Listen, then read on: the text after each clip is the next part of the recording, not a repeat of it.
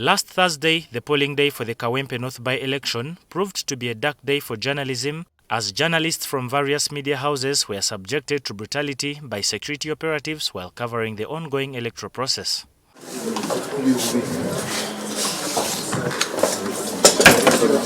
In a show of solidarity, the affected journalists gathered today at the offices of the Uganda Human Rights Commission to formally petition and lodge a complaint against the violence they encountered.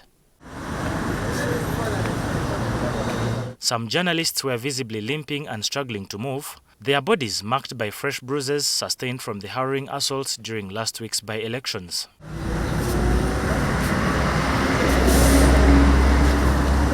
While previous attacks on journalists were often reviewed as unfortunate collateral damage, the events in Kazo, Angola are believed to represent a direct and deliberate attack on media personnel. This time round, it was a target, because when you look at all the journalists who were beaten, they were all branded.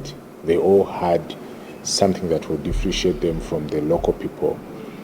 We had press jackets on, and when the beating started, they were only picking out people who had jackets. Even journalists who were around and never had jackets on survived.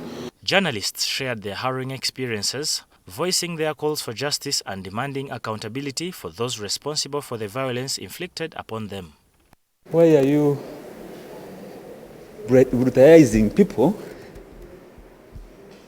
that really are not armed at all? Why are you beating, brutalizing people that went to school and studied this kind of a job? The cameras we hold are just equipments we use to do our work. The pen and the book and the camera, these are just equipments we use. All in all, we are fighting for our rights as a journalist, because to be a journalist is not a crime. In response, the Uganda Human Rights Commission, which received the journalists' petition, condemned the brutality as a violation of freedom of expression and the right to receive information.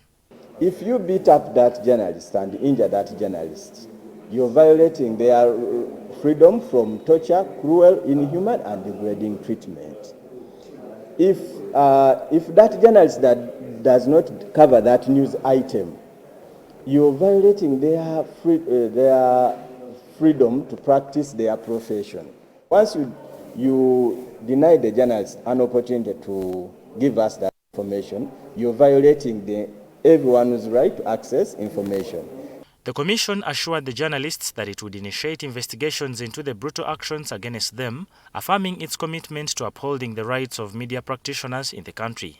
Once we have the full file with all the evidence we feel is sufficient, we'll forward the files to our Director Legal, who will form an opinion whether that complaint proceeds to the Uganda Human Rights Tribunal.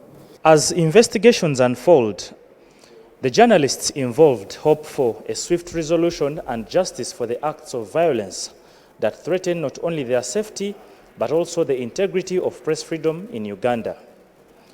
Journalism is not a crime. David Ijo, NTV Tonight.